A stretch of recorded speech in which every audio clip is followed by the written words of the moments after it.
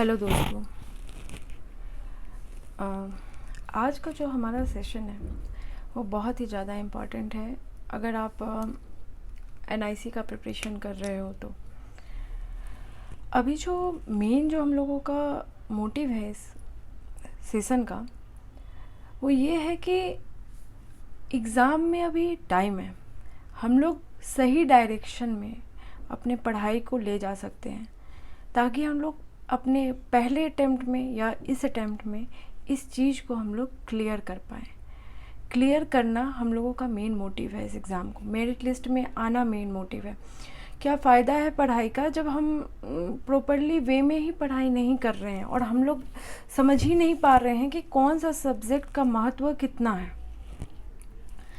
तो इस सेशन को मैं इंग्लिश में भी बनाऊंगी क्योंकि मेरे काफ़ी सारे स्टूडेंट्स हैं जिनका ये डिमांड होता है कि इंग्लिश में भी वीडियो चाहिए होता है, तो उनको भी प्रोवाइड किया जाएगा क्योंकि ये बहुत ज़्यादा ही इम्पॉर्टेंट पॉइंट है जिस पे बात कर रही हूँ आज मैं। हम सारे स्टूडेंट दिन भर लगे हैं, पढ़ाई कर रहे हैं, लेकिन क्या वो हमारा पढ़ने का डायरेक्शन सही है?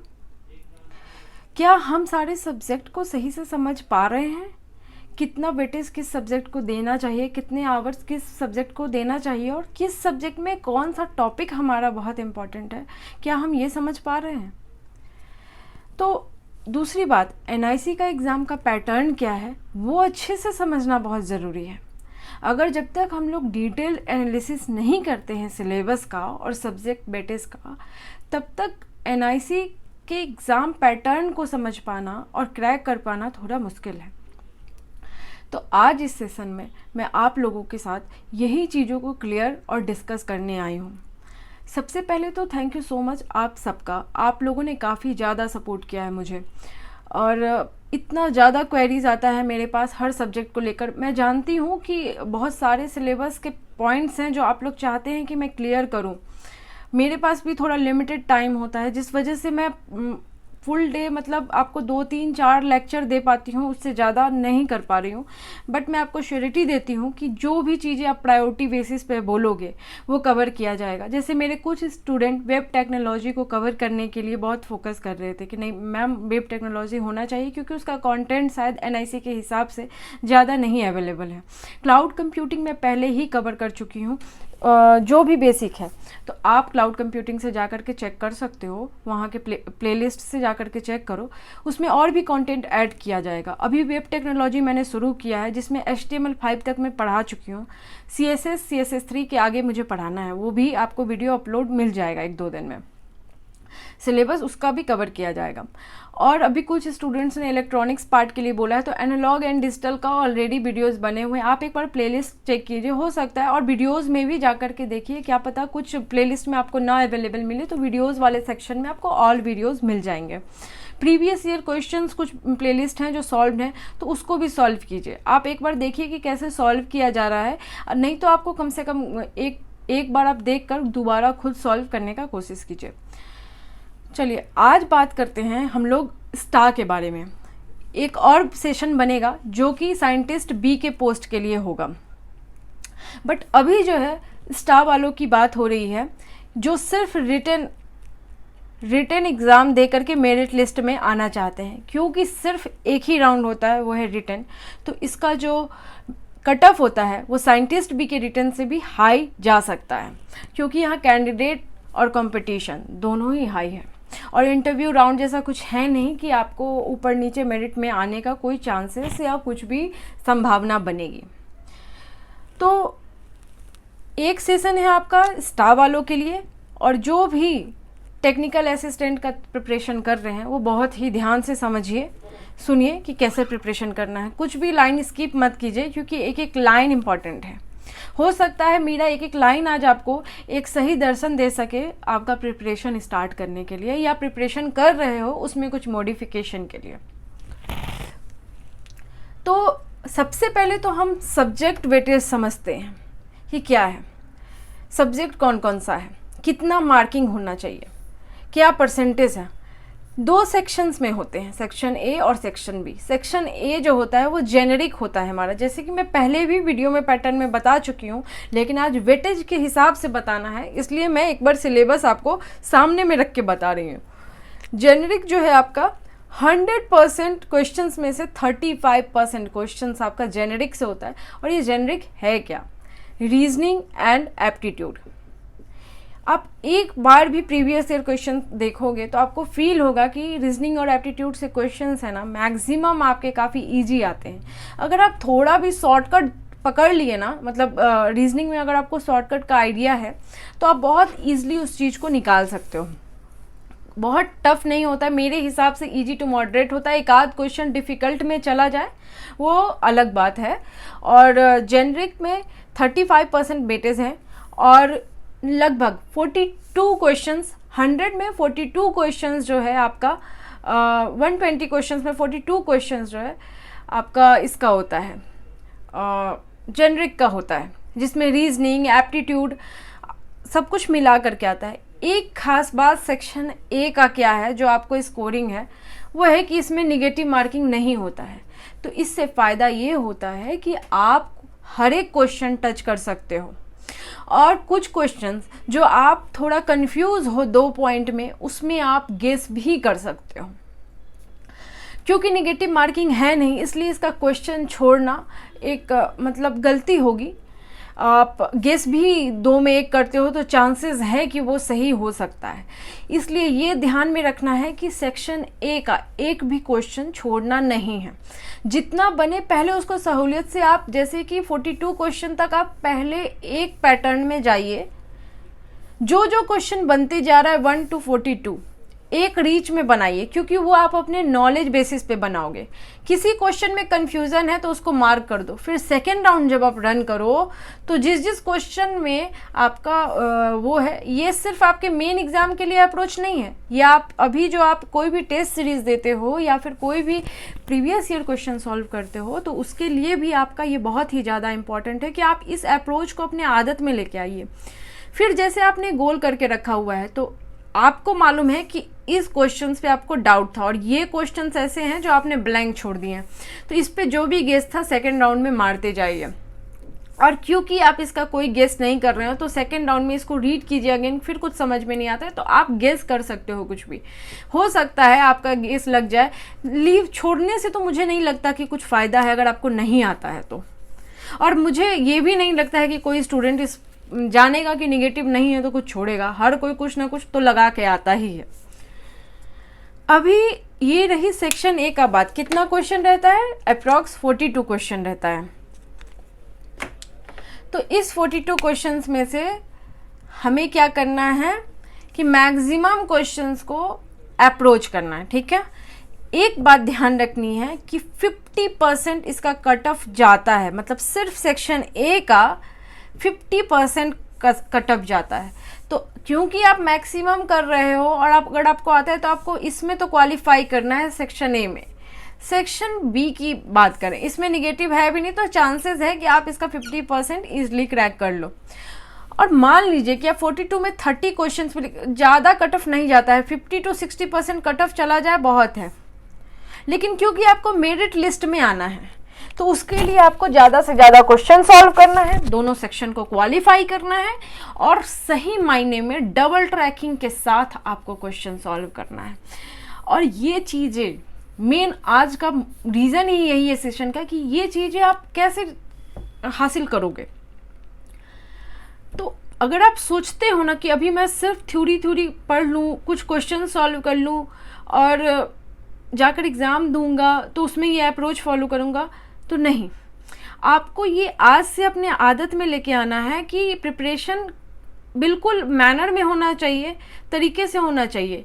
जैसे कि जो जो चीज़ मैंने बताया, क्वेश्चन सॉल्व कीजिए तो उसी अप्रोच में कीजिए, या फिर अगर आपका कोई स्ट्रेटजी है जो आप फॉलो करते आ रहे हैं तो अपने उसी स्ट्रेटजी को फॉलो कीजिए। कुछ भी एक्सपेरिमेंट एग्ज़ाम के दिन मत कीजिए। उसका रीज़न ये है कि एनआईसी के एग्ज़ाम में मैटर क्या करता है? Accuracy plus speed. First touch में जो क्वेश्चन सॉल्व कीजिए, भले 1 सेकंड 2 सेकंड ज़्यादा लग जाए बट उसको सही कीजिए। जो भी करते जाइए सही करते जाइए, और क्योंकि अगर आप प्रैक्टिस किए रहते हो तो स्पीड अपने आप बन जाएगा। आज जो ये मूल मंत्र बताया जा रहा है वो बहुत ज़रूरी है कि आप इसको फॉलो कीजिए, क्योंकि आप इतना देख पा रहे हो कि नंबर ऑफ़ सब्जेक्ट बहुत ज़्यादा है और आपको जो हासिल करना है प्रोफिशिएंसी वो सब में आपको करना है, प्रैक्टिस करना है, वो हर सब्जेक्ट का करना है। तो ये हर चीज़ आपका स्पीड और एक्यूरेसी दोनों आपके प्रैक्टिस पे ही डिपेंड करेगा। तो अभी बात करते हैं हम लोग सेक्शन बी का। सेक्शन ए क्लियर हुआ? कुछ भी डाउट होगा कमेंट कीजिएगा, पॉज कीजिए, कुछ भी क्वेश्चन है जो लग रहा है कि मैंने नहीं क्लियर किया उसको अभी कमेंट कीजिए। फिर आइए बात करते हैं सेक्शन बी का। सेक्शन बी जो है हमारा वो है टेक्निकल पार्ट, राइट। और ये जो टेक्निकल पार्ट है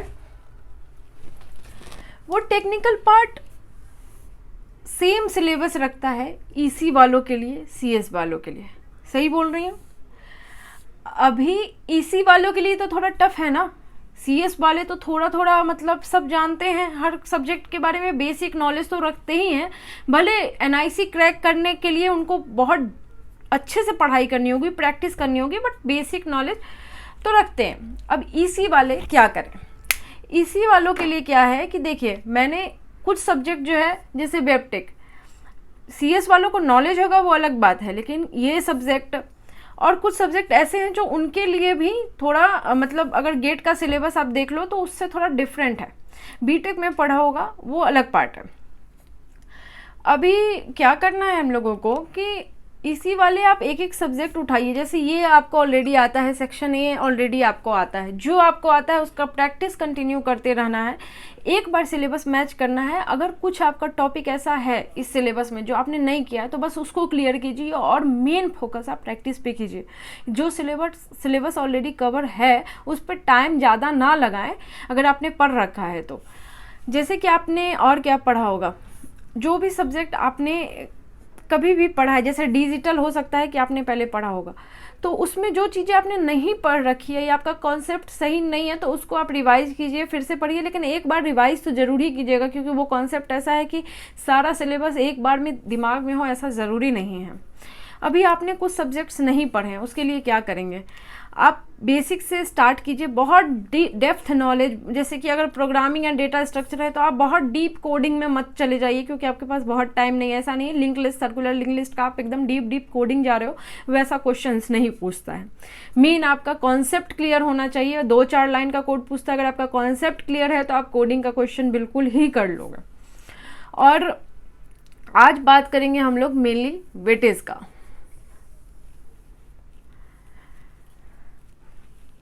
65% क्वेश्चन जो होता है वो टेक्निकल से रहता है। 65%, 120 में 65% आपका सेक्शन बी से रहता है, जो निगेटिव मार्किंग रखता है। ये याद रखना है, 0.25। ये आपको याद रखना है, तभी क्वेश्चन करना। आप इसमें अंधाधुंध नहीं मार सकते हो, नहीं तो जितना भी किए हो निगेटिव में चले जाओगे, अपना ही नंबर खुद ही मतलब ले जाओगे, ऐसा हो जाएगा। दूसरा कॉन्सेप्ट क्या ध्यान रखना है हम लोगों को कि इसमें जो क्वेश्चंस हैं, अगर आप मान लीजिए कि आपको समझ में नहीं आ रहा है कि कौन सा सब्जेक्ट हम पहले अप्रोच करें, तो आप वेटेज पे जाइए। अभी आपके लिए ना मैंने एक कैटेगरी बनाया है कि आप जैसे कि ये तो आप करोगे ही करोगे अगर हो आप किसी भी ब्रांच से, तो ये है एक कैटेगरी।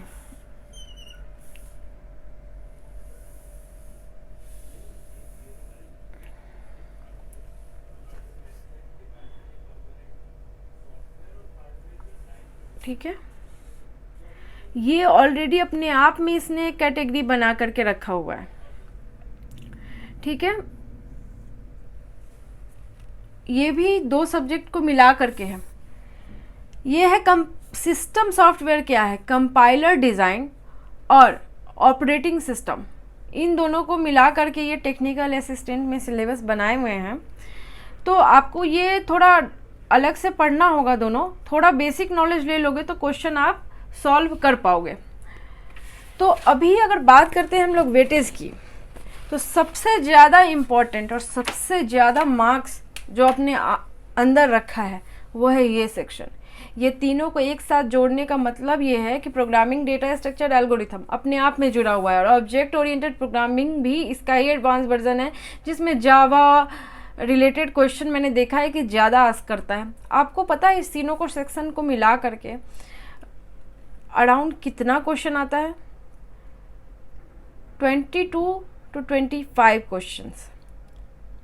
समझ रहे हो आप? 65% में इतने क्वेश्चंस जो हैं आपके, मतलब 100% का आप कैरी करो अगर, तो 25 क्वेश्चन सिर्फ आपका ये 3 सेक्शन से पूछा जा रहा है। ये भी काफ़ी क्वेश्चन रेज कर रहा है ऑब्जेक्ट ओरिएंटेड प्रोग्रामिंग। ये मैं नेक्स्ट सब्जेक्ट है जो बिल्कुल ही क्लियर करवाऊंगी आप लोग का, क्योंकि मैंने देखा है सिर्फ इससे नहीं तो 7-8 क्वेश्चन से ऊपर पूछे हुए। एल्गोरिथम थ्योरेटिकल पार्ट भी है एल्गोरिथम में।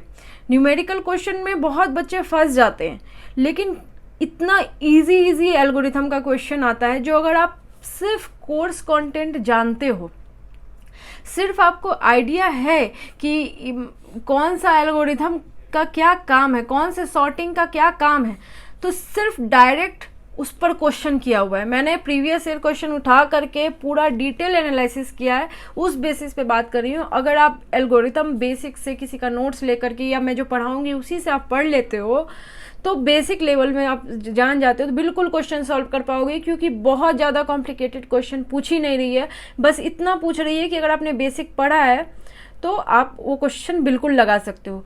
हाँ, मैं ये नहीं कह रही हूँ कि डिफ़िकल्ट क्वेश्चंस नहीं आते हैं, लेकिन आपका maximum question easy to moderate में जाता है, और डिफ़िकल्ट में आपका 2-3 एक्सेप्शंस होते हैं। वो थोड़ा करने, मेरिट लिस्ट के में ऊपर नीचे करने के लिए भी डिफ़िकल्ट क्वेश्चंस डाले जाते हैं, लेकिन आप इजी टू मॉडरेट तो कर सकते हो। इसी वालों को मैं मेन फोकस कर रही हूँ कि आप 10 क्वेश्चन में से अगर 7 क्वेश्चन इजी टू मॉडरेट आ रहा है और आपको बेसिक एल्गोरिथम पढ़ने से आप वो सॉल्व कर पा रहे हो, तो आप क्यों छोड़ोगे। मैं इस टॉपिक पर भी फोकस कर रही हूँ क्योंकि ये बहुत इंपॉर्टेंट है। डायरेक्ट थ्योरम से क्वेश्चन आता है, मतलब कुछ थ्योरम दिया हुआ है जिसका है कि ये वाला एल्गोरिथम का ये काम है। डायरेक्ट मैंने क्वेश्चन देखा है कि उस पर ये पूछा है कि ये वाला एल्गोरिथम, मतलब 4 ऑप्शन दे दिया है कि, तो आपको पता होगा ना कि इसका आंसर क्या है। अगर डिस्कास्टा एल्गोरिथम का क्या काम होता है, तो उससे रिलेटेड क्वेश्चन है, बेसिक आपको नॉलेज है तो वो आप कर लिए जाओगे। फिर प्रोग्रामिंग एंड डेटा स्ट्रक्चर में क्या है कि डेटा स्ट्रक्चर से भी डायरेक्ट क्वेश्चन है। डेटा स्ट्रक्चर में क्या है? Stack, Q, array, link list. अगर आप बेसिक नॉलेज भी रख रहे हो तो आप करोगे। ट्री से तो बहुत ही बेसिक लेवल पे क्वेश्चंस आए हुए हैं, तो इसमें भी मैं ये बोलूँगी कि इजी टू मॉडरेट क्वेश्चंस रहते हैं।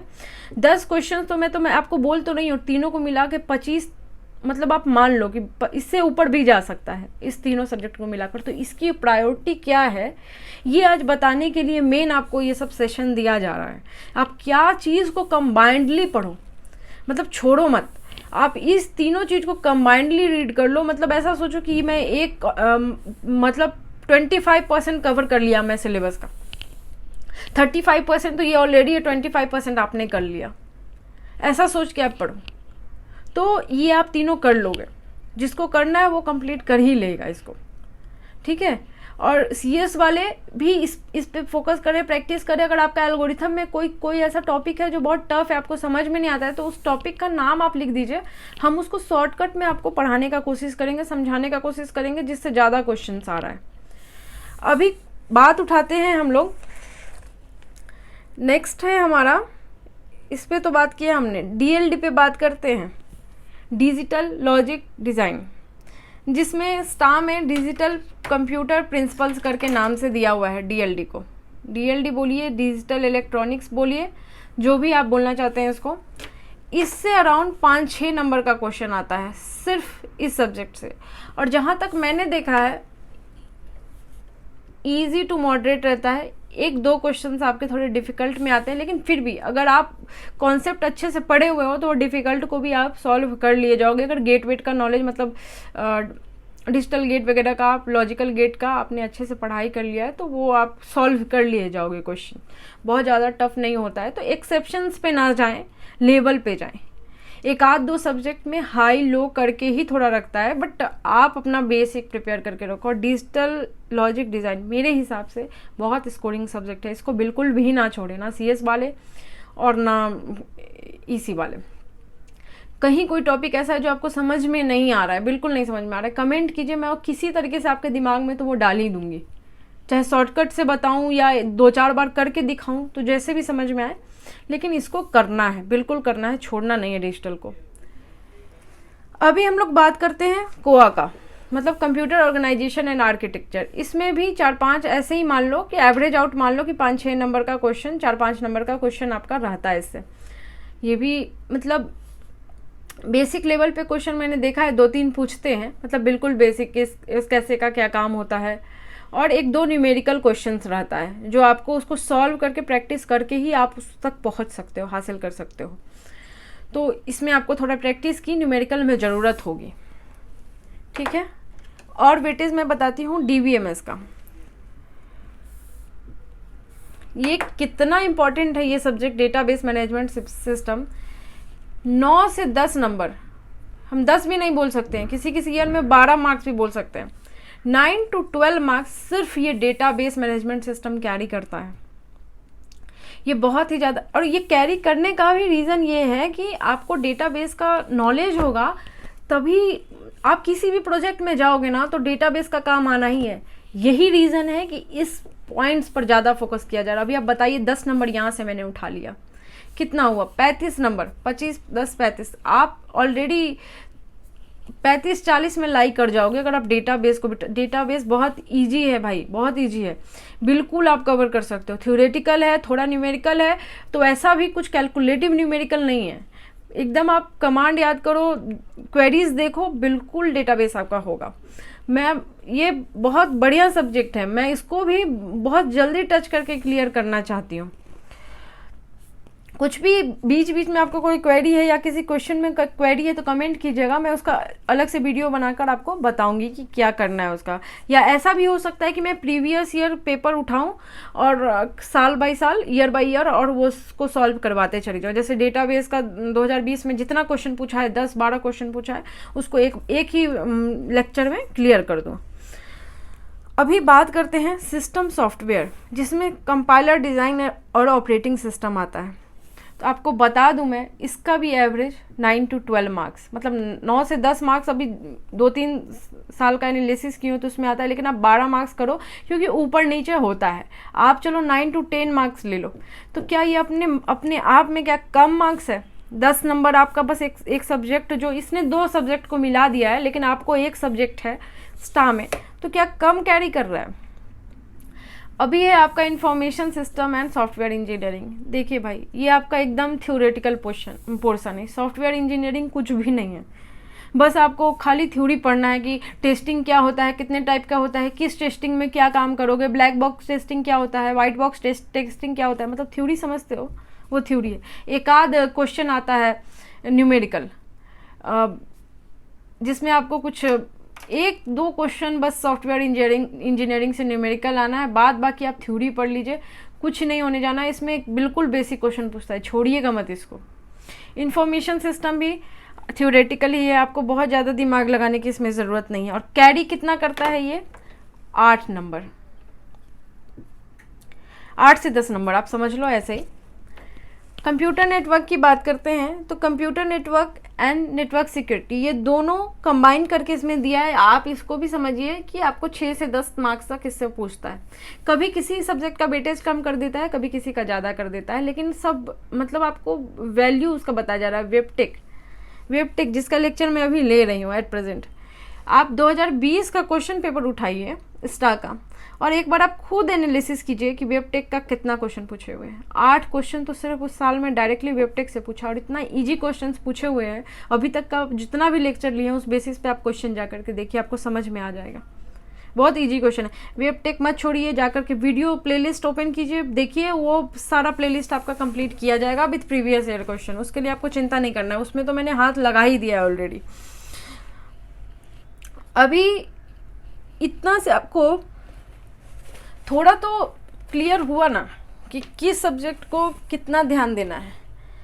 जो लोग मिस कर रहे हैं, जो लोग थोड़ा सा भी अपना डायरेक्शन चेंज कर रहे थे, कुछ सब्जेक्ट को छोड़ रहे थे, तो वो ध्यान दीजिए, ये सब्जेक्ट बिल्कुल पढ़िएगा, नहीं छोड़िएगा। अभी मैं इसको क्लियर करके आपको एक बिल्कुल बेटेस के साथ बताती हूँ। ये ये करना है आपको, बिबटेक बिल्कुल करना है। ये सब ऐसा है कि आप 2 दिन 3 दिन लेके बैठ जाइएगा, कंप्लीट हो जाएगा, एकदम ज़्यादा टेंशन वाला चीज़ ही नहीं है ये सब। कंप्यूटर नेटवर्क में हाँ आपको पढ़ना पड़ेगा, उसका कॉन्सेप्ट क्लियर होना चाहिए, उसमें मतलब आपको प्रैक्टिकल क्वेश्चन भी पूछता है, तो इसलिए वहाँ तो आपका कॉन्सेप्ट क्लियर होना चाहिए। नेटवर्क सिक्योरिटी वहाँ थ्योरी पोर्शन आ गया, चलिए। लेकिन जहाँ न्यूमेरिकल है, न्यूमेरिकल नीड्स प्रैक्टिस, वहाँ आपको प्रैक्टिस करना होगा। थ्योरी में क्या है, आप एक बार पढ़ें, अपना पॉइंट वाइज नोट्स बना लिए, ठीक है, और हमेशा देखते रहें, क्वेश्चन सॉल्व करते रहें, previous year question, mock test आप सॉल्व करते रहें। सॉल्व करते करते क्या हुआ कि आपको इतना याद हो गया बेसिक कॉन्सेप्ट कि आपको फिर उस चीज़ से डर, फियर आपका ख़त्म हो जाएगा। डेटाबेस मैनेजमेंट सिस्टम बहुत ही इंटरेस्टिंग सब्जेक्ट है, इसी वालों के लिए भी मैं बोल रही हूँ, बिल्कुल जाइए आप इसमें, एकदम घबराने वाला कोई सब्जेक्ट ही नहीं है इसमें।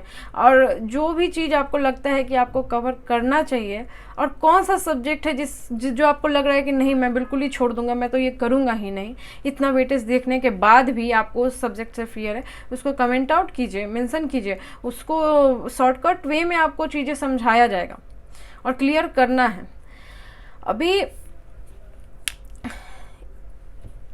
ये point, programming, data structure, object oriented programming, algorithm, first priority पे रखिए और इसको ख़त्म कीजिए।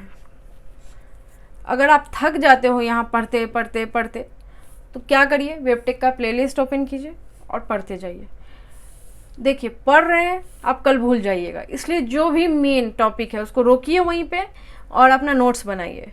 कुछ कुछ पॉइंट याद करने वाला है उसको लिखिए, क्योंकि आप प्लेलिस्ट बार बार जब वीडियो चलाओगे ना तो आपको मतलब ठीक है, वीडियो तो आपके रेफरेंस के लिए हमेशा रहेगा, लेकिन आप अपना कॉपी में जब लिखोगे 2-3 पेज में शॉर्टकट में सब कुछ बना लोगे तो अपना लिखा हुआ आपको मेमोरी में हमेशा रहेगा।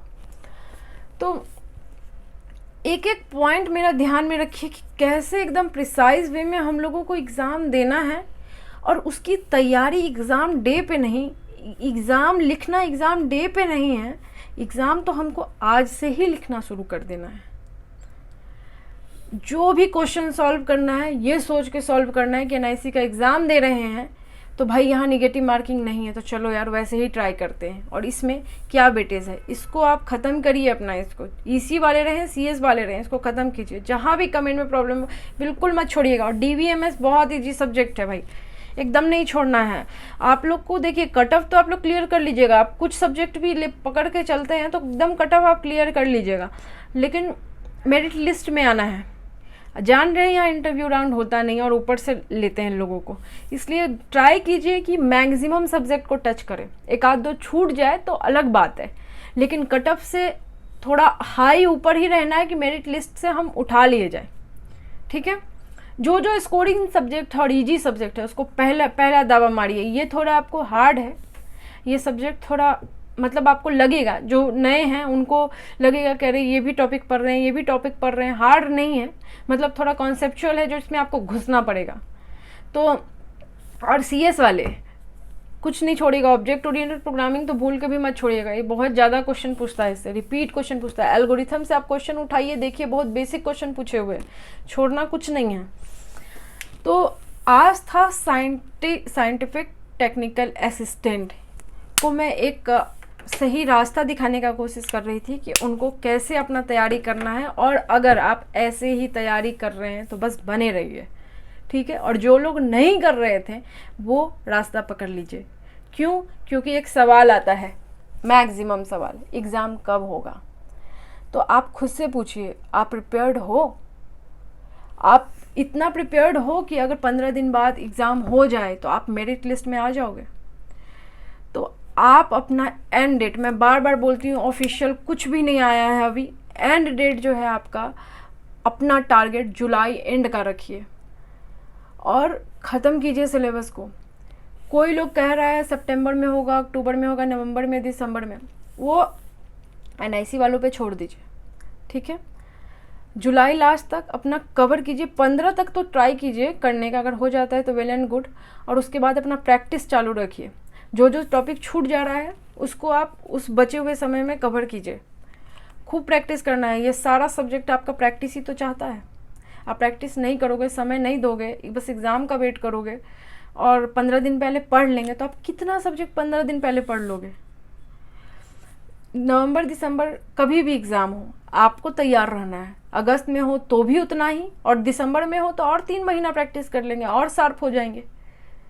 लेकिन अगस्त के हिसाब से तो आपको 100% होना होगा ना, या जुलाई लास्ट के हिसाब से तो आपको 100% तैयार होना होगा। आप खुद से पूछिए, आप 100% तैयार हो? आज मैंने आपके सामने सिलेबस खोल के रख दिया है, आप बताइए क्या क्या आपने टच किया और कितना आपने छोड़ दिया है, और किसका वेटेज कितना ज़्यादा था और आपने उस पर ध्यान ही नहीं दिया। तो आज भी अगर आप लाइन पे लग जाते हो तो करोगे ना क्रैक NIC एग्ज़ाम, और करना है इस बार। क्यों? क्योंकि मैंने अपने वीडियोस में बताया है आपको एडिशनल पर्क्स के बारे में, इसके सैलरी के बारे में, कितना कुछ बेनिफिट मिलेगा और कितना आपका लाइफ चेंज हो जाएगा। तो आप नहीं चाहते हो कि आप बिल्कुल सही जगह जा कर के बैठो, आपका करियर वहाँ से स्टार्ट हो, इससे अच्छा और क्या होगा। तो दिमाग में 3-4 महीना सबको भूल जाइए और लग जाइए इसके ऊपर, ये आपको देगा आगे का ज़िंदगी। तो मोटिवेशन रखना है, मोटिवेशन बहुत ज़रूरी है क्रैक करने के लिए किसी भी एग्ज़ाम को, और उससे ज़्यादा ज़रूरी कि आप सब्जेक्ट वाइज चीज़ों को फोकस कीजिए। जितना सिलेबस ऑलरेडी मैं प्लेलिस्ट में डाली हुई हूँ, कम से कम उसको तो जा कर के कवर कीजिए। आप उतना कवर कर लो, मेरे को लिख दो कमेंट में कि आपने अभी तक जितना प्लेलिस्ट बनाया 100% डन। मुझे मालूम है कि मैं बनाते जा रही हूँ और बहुत सारे बच्चे वेट कर रहे हैं कि अरे और बनेगा तो पढ़ेंगे। नहीं, आप पहले उतना तो करो क्लियर। मैं तो अपने प्रोग्रेस में हूँ, मैं तो अपनी स्पीड में डालूंगी, मेरे को तो काफ़ी सारा सब्जेक्ट का डालना है, तो मैं तो सब कवर करूँगी आपका। लेकिन आप, मैंने जितना अभी तक कवर किया है, कम से कम आप उतना तो कवर करो। मुझे भी मोटिवेशन मिलेगा, जो मुझे लगेगा कि हाँ बच्चे पढ़ रहे हैं, क्वेश्चंस पूछ रहे हैं, किसी भी सब्जेक्ट से क्वेश्चन पूछ रहे हैं। आप NIC क्या, आप इसरो, DRDO, कोई और भी PSU का एग्ज़ाम दे रहे हो, आप पूछो ना क्वेश्चन, लेकिन लॉजिकल क्वेश्चन पूछो, प्रीवियस ईयर क्वेश्चन लाओ, या आपको लग रहा है कि हाँ कॉन्सेप्चुअल क्वेश्चन है तो इस पूछो, बिल्कुल पूछो। कोई टॉपिक है जो आपको लग रहा है कि इस सब्जेक्ट से क्लियर नहीं हो रहा है, ये और भी बच्चों को हेल्पफुल होगा अगर मैम क्लियर कर दें, तो बिल्कुल पूछो, उससे भी पूछो, ठीक है। तो अभी तक जितना हुआ है, वेबटेक जाइए, प्लेलिस्ट चेक कीजिए, आपका जो भी सब्जेक्ट डिजिटल लॉजिक में जितना हुआ है, जो भी सब्जेक्ट में प्रीवियस ईयर पेपर सॉल्व है, प्लीज़ उसको देखिए। आप देखिएगा तभी तो आप आगे का भी कॉन्सेप्ट समझ पाइएगा। आप वेट कीजिएगा पूरा प्लेलिस्ट कंप्लीट होने का। मैं भी तो आप लोग के साथ ही ग्रो कर रही हूँ ना, तो बिल्कुल साथ में ही हिट करना है चीज़ों को, अपने मंजिल पे साथ में ही पहुँचना है। तो किसी चीज़ को छोड़िए मत, मेहनत करते रहिए। कोई भी चीज़ आपका हासिल बिना मेहनत का नहीं होगा, कल कभी नहीं होता है। आज जो करना है बस आज करो। सुबह उठो, मॉर्निंग में उठो, पढ़ाई करो, आपको जैसे कंफर्टेबल हो अपने टाइम पे पढ़ो, लेकिन खूब प्रैक्टिस करो। चीज़ों को टालो मत कि कब होगा एग्ज़ाम, ठीक है। मतलब ये बहुत ज़्यादा इम्पॉर्टेंट क्वेश्चन है कि एग्ज़ाम कब होगा, मैं जानती हूँ, और जानकारी भी रखना बहुत ज़रूरी है कि कब होगा एग्ज़ाम। उससे बच्चे थोड़ा सा ट्रैक पे रहते हैं, लेकिन आप अपना टारगेट सेट करो ना। जब आपको पता नहीं है एग्ज़ाम डेट कब होगा, तो आप अपना टारगेट सेट कर लो, उस हिसाब से आप पढ़ाई स्टार्ट कर दो। तो आज चीज़ें आपको बिल्कुल समझ में आई ना कि कैसे क्रैक करना है, क्या करना है। आइए, अगर थोड़ा भी कंफ्यूजन है तो एक बार हम लोग सब्जेक्ट वाइज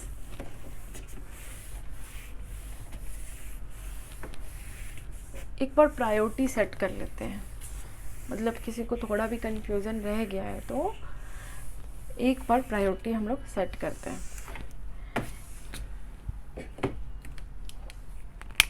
क्या था? Programming and data structure, oops का कॉन्सेप्ट था और एल्गो था। इसको आप BIP के केस में रखिए, हिट एकदम कीजिए। DBMS अपने आप में ही सबका मालिक है, इसको भी रखिए। वेबटेक पढ़ाया जा रहा है, ज़्यादा घूमने की ज़रूरत नहीं है वेबटेक के लिए, और अपने आप में मार्क्स रखता है, इसको भी कैरी कीजिए। कंप्यूटर नेटवर्क बहुत लोगों का अच्छा होता है, CNNS, उस पर भी ध्यान दीजिए आप। CD प्लस क्या था? OS, ये सब इम्पॉर्टेंट है। देखिए, और आपको डिजिटल इलेक्ट्रॉनिक्स है, बहुत स्कोरिंग है, इसको मत छोड़िएगा, ये भी स्कोरिंग है। ये अच्छे से ज्ञान ले लोगे, बहुत अच्छा मार्क्स लेकर के आओगे। सीएन में भी कॉन्सेप्ट बेस पे है, और वेबटेक तो आपका थ्योरी बेस पे है। अगर आप पढ़ लिए तो इसमें ज़्यादा दिमाग नहीं लगाना है। सॉफ्टवेयर इंजीनियरिंग एकदम ध्यान रखिए, सॉफ्टवेयर इंजीनियरिंग में कुछ नहीं है, वेबटेक में भी कुछ नहीं है। तो जो कुछ है ही नहीं, 3 दिन में कवर कर सकते हो, उसको क्यों छोड़ना? कवर करके रखते जाओ ना, नोट्स बना के रखते जाओ, समझ रहे हो। और टेक्निकल जो है, टेक्निकल जेनरिक जो है, वो तो आप लोग प्रैक्टिस पे। तो आज के सेशन में टेक्निकल असिस्टेंट वालों के लिए तो इतना ही। और भी कुछ क्वेरी है जो टेक्निकल असिस्टेंट के लिए जा रहे हैं, तो वो क्वेरी कमेंट कीजिए, उस पर भी वीडियो बनाऊंगी। और साइंटिस्ट बी वाले, अब आपकी बारी है। जो टेक्निकल असिस्टेंट का दे रहे हैं, आई थिंक वो भी साइंटिस्ट बी का भी दे रहे होंगे, तो उनका सिलेबस और वेटेज अलग से, मतलब मैं बिल्कुल सेशन बनाऊंगी, उसको आपको अच्छे से समझने की ज़रूरत है। दोनों वीडियो को ही देखिए, बिल्कुल आप एक भी चीज़ स्किप मत कीजिए। आपको लग रहा होगा कि ये सब चीज़ नॉर्मली मुझे पता है, लेकिन अगर आप मेरी बात सुन करके करोगे ना, तो एक दिमाग में मोटिवेशन रहेगा कि नहीं, गाइड भी ऐसे ही हुआ हूँ मैं। ठीक है, तो फिर मिलते हैं हम लोग नेक्स्ट वीडियो में। और अभी तक में जो भी परेशानी हो रही हो, जो भी सब्जेक्ट वाइज चाहिए, प्लीज़ कमेंट कीजिए, क्योंकि ज़रूरी नहीं है कि मैं अदर चैनल्स पे भी अवेलेबल होती होंगी, मतलब ऑल टाइम नहीं, लेकिन कमेंट्स मैं रीड करती हूँ, उसका मतलब 24 घंटे 48 घंटे में रिप्लाई बिल्कुल मिल जाएगा। तो जो भी मैटर लिखना है वो कमेंट में थोड़ा आप लिखिए, तो स्पेसिफिक रहेगा। और कि आपको क्या पढ़ना है। टेलीग्राम और सारे चैनल्स पे उतना पता नहीं, कि मैं थोड़ा टाइम हो सकता है रिस्पांस देने में, या जल्दी भी दे सकती हूँ, लेकिन आप इधर थोड़ा रिस्पांस थोड़ा जल्दी दीजिए, कमेंट दीजिए तो रिस्पांस जल्दी मिलेगा।